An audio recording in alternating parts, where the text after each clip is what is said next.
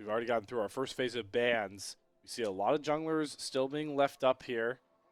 Galio, the Gwen all get priority, Zir and Rumble, but you left up the Scion, and 369 is one of the best on this champion that Bloxxer, you've already highlighted, is just so broken, and it feels like almost uncounterable no matter what you try and do to slow him down. The Scion is just inevitable.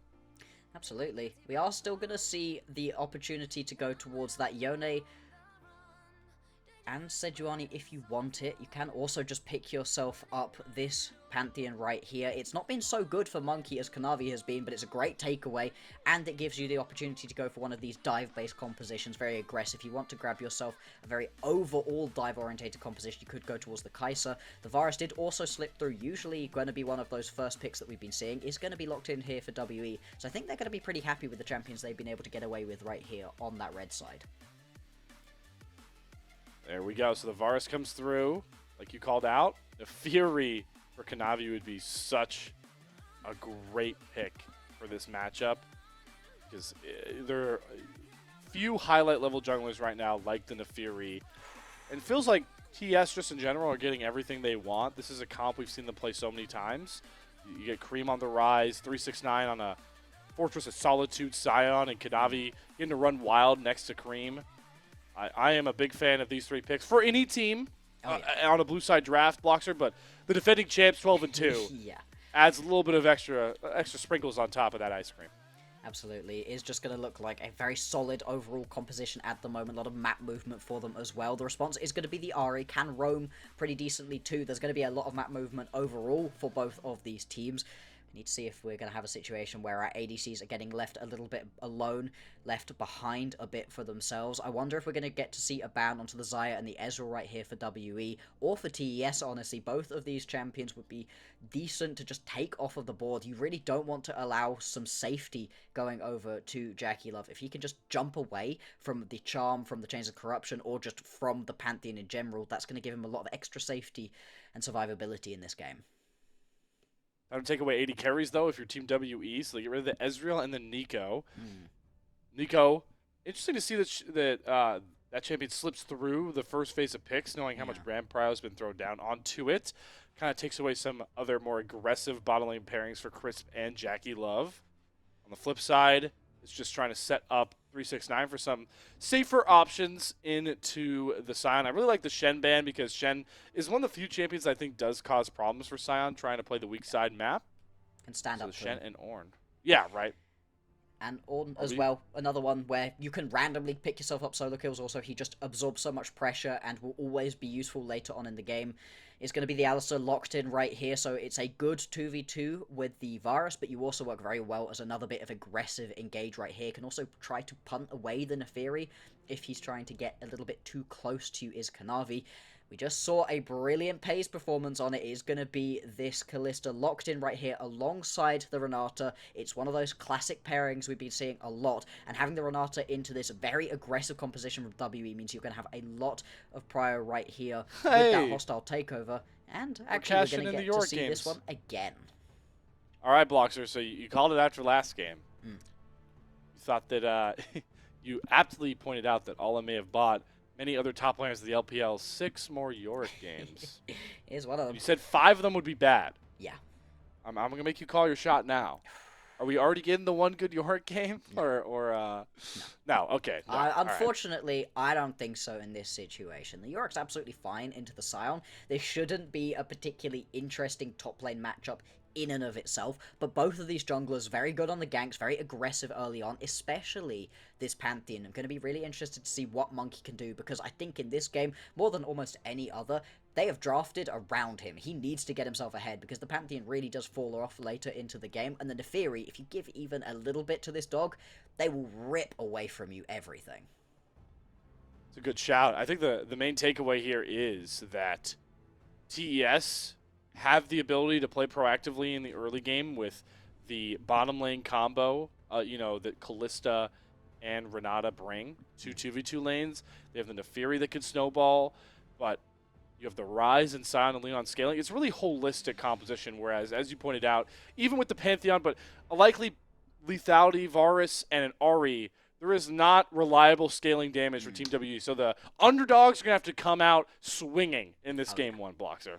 Absolutely, they are. There is a lot of pressure right now on WE. They need to stop the slide. They need to get themselves back into a strong position if they even want any hope of being able to challenge for those top spots.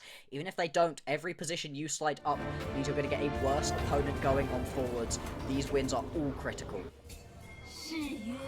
Back on the Summoner Swift we go for our second series of Day 40 of the Rumble stage. Two teams on much different trajectories, but one with a much louder fan base. Kanavi signs are out, the Jayos. I'm sorry, World Elite fans, a lot more are signaling for the defending champs. Absolutely, no real surprises there, TES. They've had themselves a pretty good year so far. The only blip really being that international performance. We very much want to see them have a little bit of consistency, though. Dismantle WE. This should be a worse team. Easy pickings for them. Like I said, you want to play it down to your opponent. This is the recipe for success right here. Early game, nothing too explosive going to happen. A few people staring at each other, but nothing too much going to go on. So yeah, we'll have a look through. Pretty standard overall. On hit interesting Varus. to note. Yeah, it is going to be on Again. hit with the Varus. A little bit surprising. This is a game where I think you can get away with it a bit more. Yeah, I think this checks a lot more boxes because it's the two things. It's right. It's reliable opponents to auto attack to stack. Rageblade lethal. I think 369 is the obvious target there, but also just low range. It's a pretty low range comp from top esports with a Callista Exactly. and a You Rise. can most definitely play this one. Interesting. This is what we talked about. Vampire going in. Your champion's not real this early Yep. on. And we talked about how deadly Callista Renata can be in early 2v2 trades. The heal used once again just as a speed up steroid, but doesn't hurt W2 for bad. They're just definitely going to be surrendering level 2 and giving up a bit of a farm lead to JackeyLove. Very surprised to have seen Vampire go in. It's one of those classic adages, right? You're not a champion until level 2. Although, with that early push that we have seen, Monki is now in the area. If he picks up this camp, he should just about tick himself over to level 3. Could potentially see an early gank if he wants it. Although, he is just going to head on towards his blue buff, and although he could potentially have gone for a gank, Kanavi in the area. He's going to be spotted here, though. Uh-oh. Oh, Kanavi. Alright, Empire's gonna come face check, Kanavi using the untargetable. Oh. Good flash away from the pulverize so he doesn't get knocked up. And now, oh my god, Chris going over the wall as well, going after Monki. Maybe not the target he wanted with that handshake, especially with the unbreakable ability available. So that's two flashes, yeah, that TS don't get really any value out of. But look, you managed to steal away this blue buff right here, make Monki uncomfortable. This is exactly what you want to be doing with this Neferi. The skirmishing power of the dog, incredibly strong early on, and you just want to get yourself up to that level 6 as quickly as possible to really make these ganks effective. So you have that call of the fact that they are so much easier to play out for these aggressive plays. And actually, you can see Kanavi stepping up once again, even though he doesn't even have a mid laner at the moment, still just trying to find where Monki is, keep him on vision, tracked through the jungle, make it so his laners feel nice and safe to be able to do whatever they need to. Does have some serious camps to answer for now on this top quadrant, so we'll have to slow down his invade antics nonetheless. This is one of the few looks he'll get on the top side of the map without anyone showing up, because boy do Sion and Yorick definitely vibe with just kind of farming and stacking their passives and what scales importantly for their kits. You're trying to get yourself into the later stages of the game. Right now, this is not the moment. No, it's definitely not. And this is what we talked about for top, is that their top side of the map is really slow. There's always room for proactivity with Realm Orbs, Scion Ultimates, Teleports, but these solo lanes are very content in just relaxing, farming, trying to get to their 2-item spike points and the passive armor stacking of 369, which, again, lends to this guy you're seeing on your screen now, Monki, alongside with Karis once he gets Spirit Rush, to really try and overload and impact some of these lanes. The top side of the map right here for TES is built around helping out the bottom side of the map. That is the way you want to be playing this one. It's obviously very important with Sion, but even with that Rise, getting the setup for your team. Yes. Oh, Chris has no flash. Great combo. Vampire sets him up. Monki knocks him down. Two pivotal members right now for WE's success, showing why. Nice pickup right there to be able to grab that kill. Well ganked there from Monki. Exactly what we wanted to see him do early on with this champion. You can't fall behind on the Pantheon. Barely a champion in the later stages of the game if you're not ahead. But from ahead, this champion really can take over and just provides so much in what should be quite a lot of 4v5 team fights, right? If Cube's getting good pushes off on the side lane, and this is the situation where you very much need your Pantheon to be ahead to be able to buy space so you won't just get overrun in a 4v5 situation. Keeps the goal close though as the JackeyLove has used that early level 1 skirmish and some flawless farming and wave control to create himself a 20 CS lead. It's going to stay that way likely. Taeyoon is likely to miss this entire wave if not more. Curious if we're going to get that swap, though, Bloxxer, that you do see teams. It's a bit early for it, but with 369 teleporting back top and also Cube, this stayed pretty standard for a while. Things are just chilling for the moment. This is the thing, right? You're very much just wanting to keep these lanes as is, especially for WE. It's working perfectly well for you at the moment. No real need to accelerate things, change things up. Have to see what the priority is going to be towards this Drake. It is going to be an Infernal, so you would expect to see a little bit more aggression towards it than if it was any other. Kanavi potentially looking for a gank onto the bottom side right now. Does not have the level 6, so his ganks are going to be a lot less potent. There's a ward in that advancing brush if you want to try and set up for a lane gank. Patiently waiting over the wall. See how tantalizing Chris makes himself for a vampire headbutt combo, who is another one of those players that always plays aggressive and on the forward spot. No matter how much caution is advised, as JackeyLove gets a run slow and Taeyoon immediately burns flash at the side of the pack. Yeah, the second that the Neferi jumps over the wall, Taeyoon immediately flashing away from that one for good reason. However, WE, they are calling in reinforcements. Monki and Karis in the area, stepping up a little bit. Vampire doesn't manage to find anybody with that flash right there. Instead, things just going to chill out a little bit. Although, actually, Creme, though, trying to collapse on a Monki. Mid laner's the only one with ultimates, by the way. Creme does not have a lot of mana to access either. TES might want to be a bit wary about chasing further. They'll just take control of the river with this dragon up, and with waves to answer in mid and bot, vision cleared out. Kanavi certainly could solo this dragon, but WE are on the move on their own, bringing themselves back down. Grand Starfall for Monki. He has ultimate. Kanavi does not. Can he get the stun down? Yes, Kanavi still has the untargetable to hang on to. No follow-up, so Grand Starfall is a little bit deceiving in name for this time. Yeah, unfortunately, just going to be a little bit of a whiff right there. Without having that level 6 onto Taeyoon, there's no Chains of Corruption to really follow up with. Vampire was nowhere nearby either, so things just go back to being a little bit chill. Now that level 6 is going to come through for Taeyoon, and the Drakes does still remain. The moment TES, they are stealing away all of Monki's camps. He's not going to be able to access his blue buff right here. And the response might just about be a plate for WE's bot lane if they feel confident enough to step up, but I'm not even sure about that one. Although, wait, Chris, they don't feel confident to go. Wave. They can't. No, here comes the Realm Warp. Kanavi used the blue buff to get level 6 as well. That is Monki and Vampire's Flash, just like that. Change of Corruption going to come down to JackeyLove. He'll cleanse them off.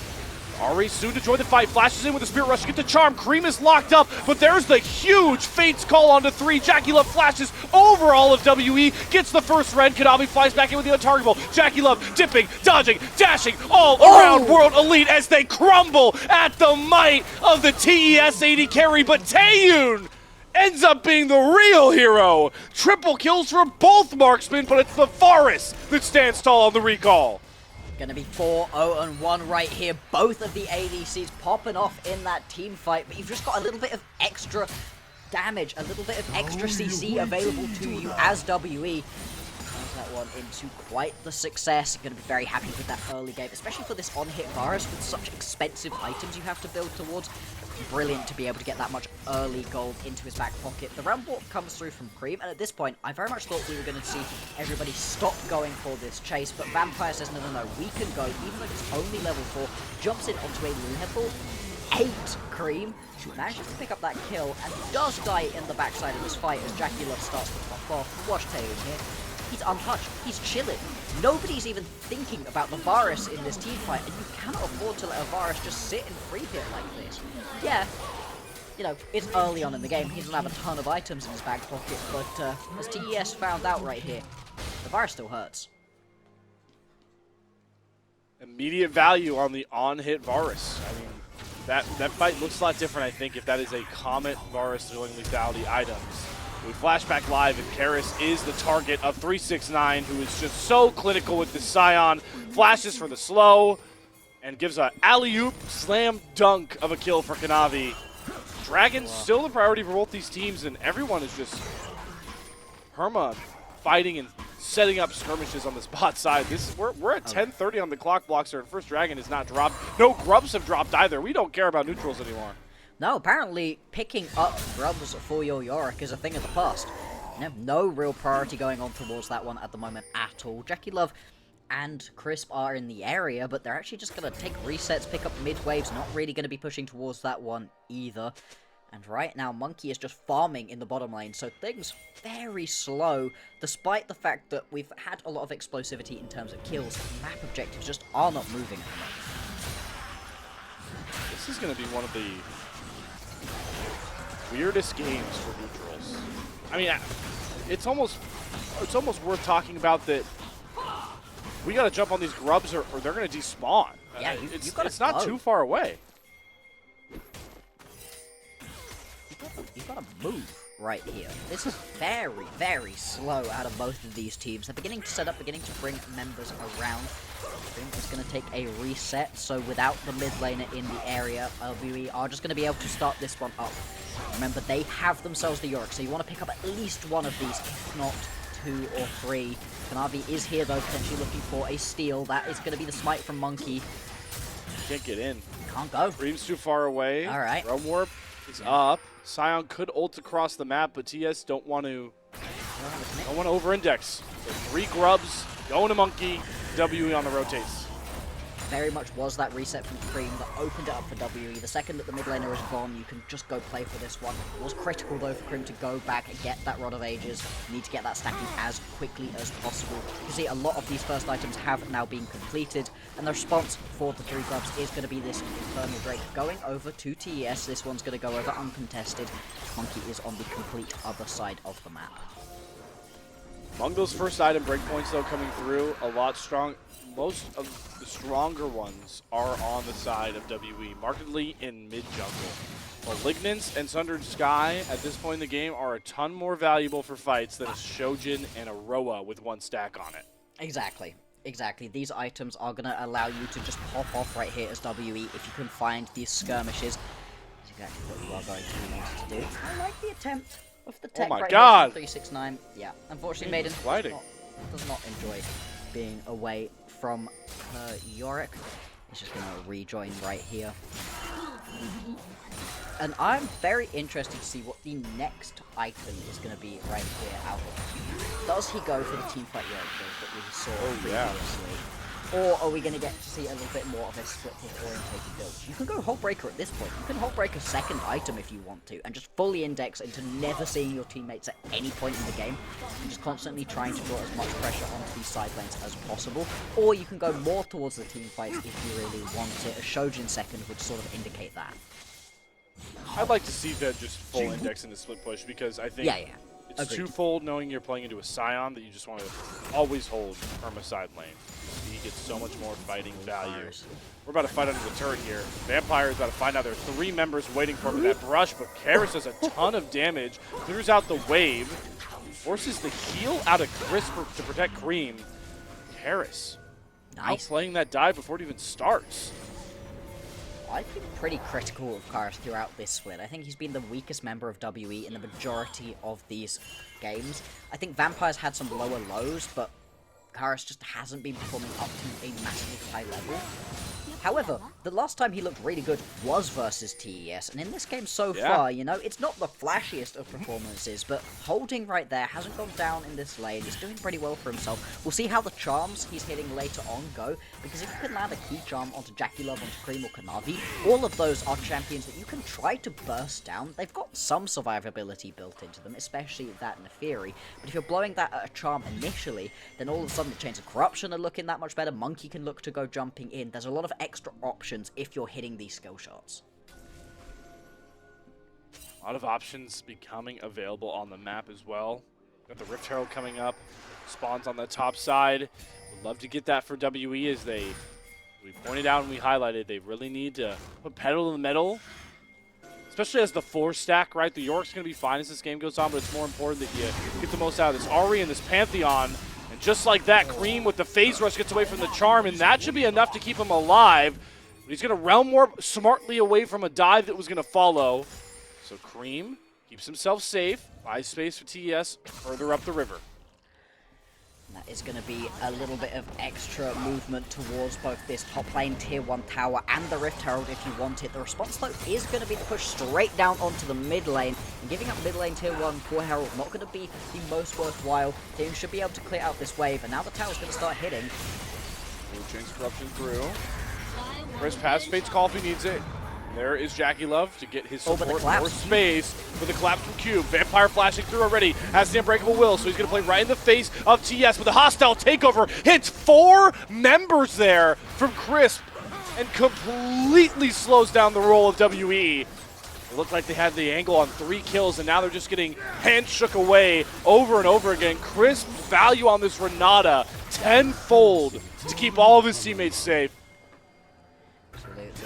We've seen time and time again how that hostile takeover can completely change the landscape of a team fight, and it very much did in that situation. Without that, I think it was going to be the collapse working for WE. A couple of kills picked up for them at least. We'll see what they could have turned it around into. I very much like the decision making there from TES though.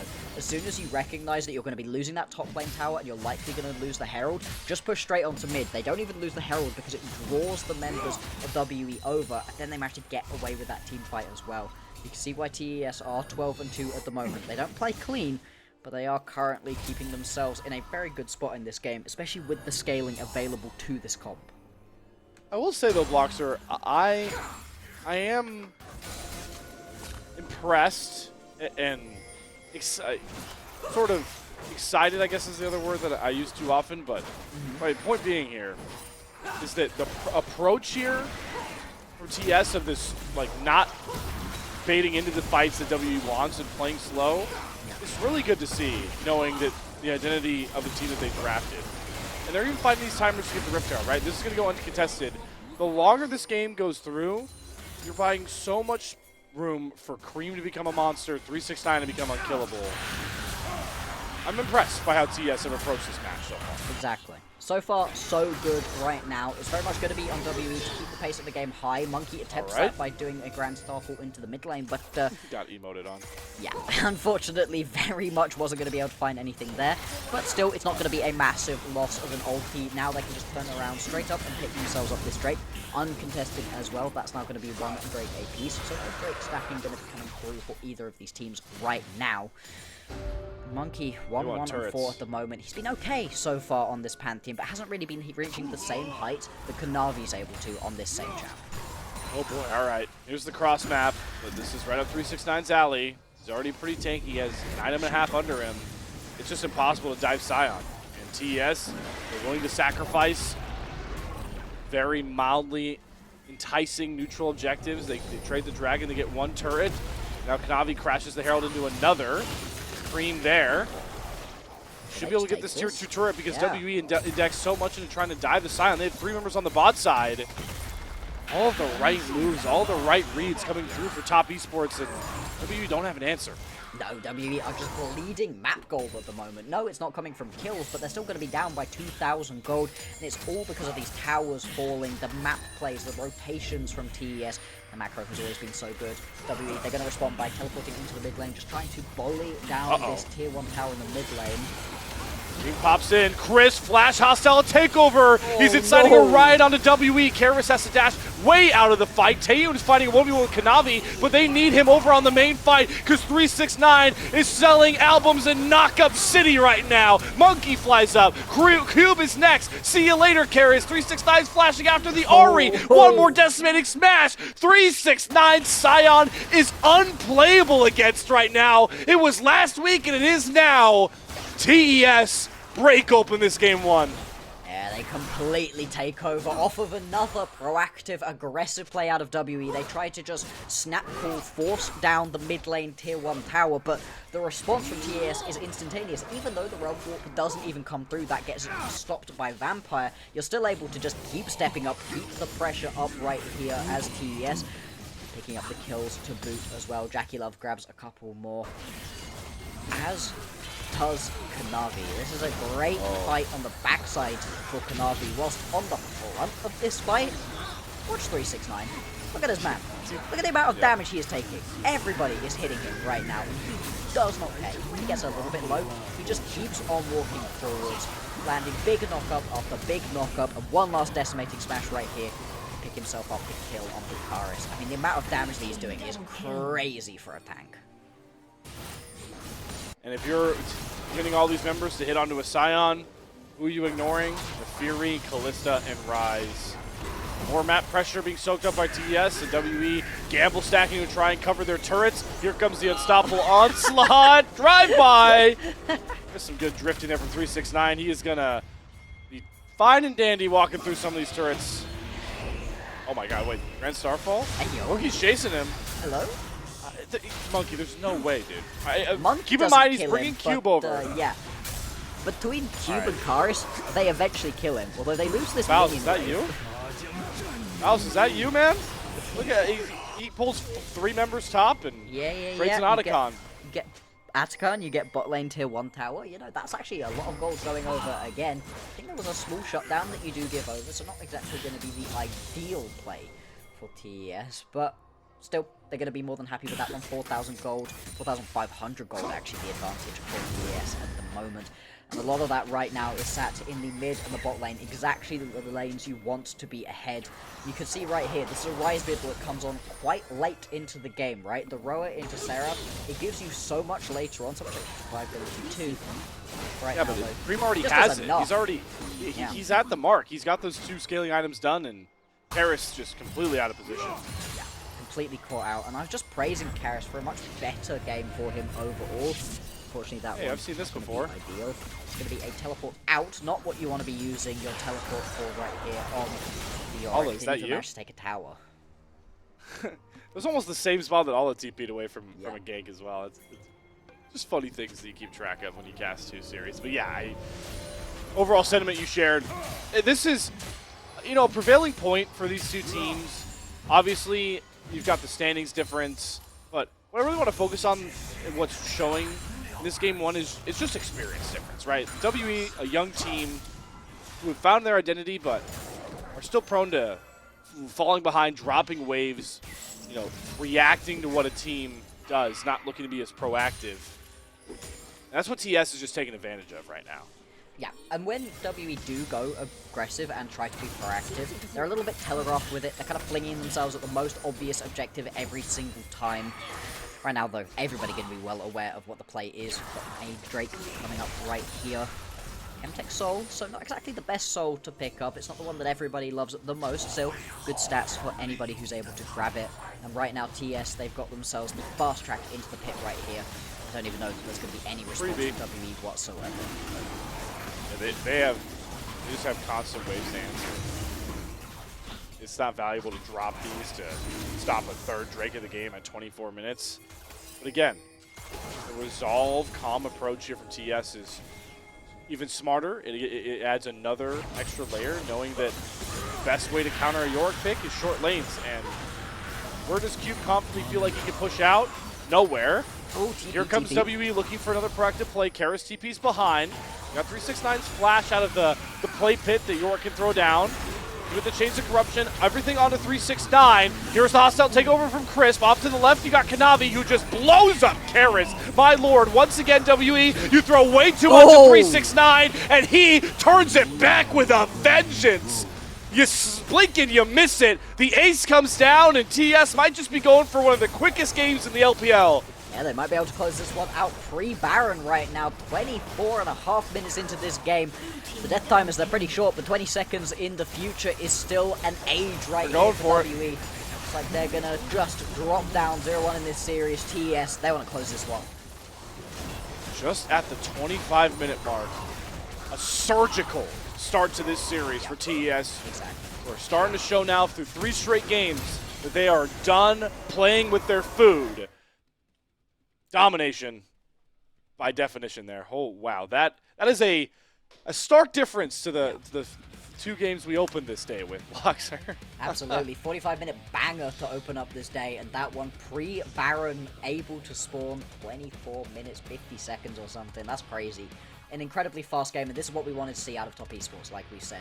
They are currently sat at the top of the table. They are the best team in the LPL right now, but they just haven't been winning cleanly. They haven't been dismantling opponents in the same way. In that game, they had one mistaken team fight where you give a couple of extra kills over to Taeyoon in the bottom lane, and that was the only real issue in the entire game. They need to be beating teams they're better than convincingly. This is a good start. Great start, nonetheless. Yeah. I mean, there isn't too much to try and take away from this game. I will say, like, some of the sentiments we were sharing during the game is that TES, I feel like the reason they played a lot of long series, Bloxxer, is because they, you know, maybe it's a little bit of disrespect when they had leads. Maybe it was overeagerness to fight, overeagerness to chase. This was the antithesis game of all of that. There was never a moment where I felt like any member of TES was over-pushing or over-chasing. They knew exactly when to punch. They knew exactly when to play slow. It was one of the most all-around games for Top Esports, and I do understand that this was a 5-9 Team WE, but it's the LPL where anyone's been able to beat everyone. The circle of suck exists for a reason, so to see this game just against whoever from Top Esports bodes very well for the closing of the Rumble stage for them. Exactly. You've got yourself a composition that really comes online a little bit later on into the game. You play around your bottom lane in the early game, you allow time for your mid lane and your top lane to scale, and at 17 minutes into the game, at the point at which your composition comes online, you turn around and you beat WE into the floor. The gold draft reflects exactly what I would have wanted them to do if we'd have predicted it before the game came through, and it was great overall. For WE, they need to go back to the drawing board. This is the same sort of composition that I think they look best on, where you've got something very aggressive for Monki to try to be proactive with, and he was trying. He was constantly popping that ulti looking for those plays, but I think he just needed a couple more winning lanes to really be able to play around. Yeah. Top lane was very neutral, mid lane very neutral, kind of by definition in the Ryze v Ahri matchup. It was only bottom lane that could be explosive, and it worked for them at the very beginning, but you were never really able to translate that into overall teamfight wins or into objective control for the squad. It was WE really daring Top Esports to fight them on those level 6 timers, and they were willing to sack dragons, they sacked grubs, they just did not play this game the way WE ever wanted them to in the slightest. And like you mentioned, by the time we get into some of these fights, this is the point where your Scion's 2 items is a ton of his passive stacked up. He just burns health with ease like gasoline in a F-150 truck, and everybody sits behind the Scion. Speaking of the Scion, I think 369 has, without a shadow of a doubt in my mind, earned himself another Scion player of the game. Yes. I think those last 2 fights, the game sealing fights, are won by him, soaking up damage and then finding the CC chains he needs. The amount of damage he was taking was crazy. This was the Oh! huge 3-man into that decimating smash as well. And I mean, what more could you possibly ask for from your Scion player? I would agree with that one. I think more than just a series MVP, I think 369 has earned himself permabans on this champion. I don't think you can be giving it over to him at this point. I think if you're blue side, you can take it B1 or you ban it, and if you're red side, sorry, you just have to ban it. There's nothing you can pick into it that's going to be strong enough to take over, put him in a bad enough position that he won't just get into the game at some point at least. 369 so laser focused now and willing to play these tanks is such a breath of fresh air, because when TES were, like we mentioned, struggling to close out series, he was trying to force those carry top laners he loves, and they weren't consistent enough. And I don't know when the conversation was probably had. You know, the meta was shifted. That has a factor, but he has looked laser focused ever since he got onto these tank picks. Still going to play his Gwen games, those come across, but we've seen less of the 369S champions, and it has been for the best for Top Esports to continue to try and set themselves up as the clinical defending champions, looking for a back-to-back LPL titles. It's a breath of fresh air, and you can have those 369 pop-off games, right, Bloxxer, especially once we get into the best of 5s. Oh yeah. Exactly, that's where we can really begin unlocking him. If he plays 3 games on a big tank and then at some point pops off on something wild, I'm happy with that. The team should be happy with that as well. It's great that he seems to really be finding his footing again. We're actually going to get a JackeyLove player of the game. I do disagree as well. 6-1 and 6, it's fine. He was absolutely fine on this champion, but everybody on top esports in this one was absolutely fine. Nobody really felt like they popped off for me quite as much as 369 did as well. Still though, the Callista's flashy. It's fun. It's flashy, it's fun. I think this bottom lane play is like the only time he really had to be super skill expressive, but they rolled out the red carpet for the Callista to do a ton of damage. Nonetheless, that felt like a dominating team win, so player of the game, it's a minute point nonetheless. A great start for TES as they look to get to be the first team to get to 13 series wins, a marker that would separate them by 2 series against AL, the only team, like Bloxxer mentioned, that's really been able to challenge this squad. It's back to the drawing board for World Elite on the other side. They will get a blue side game. Let's see how they approach that draft after an intermission. See you soon.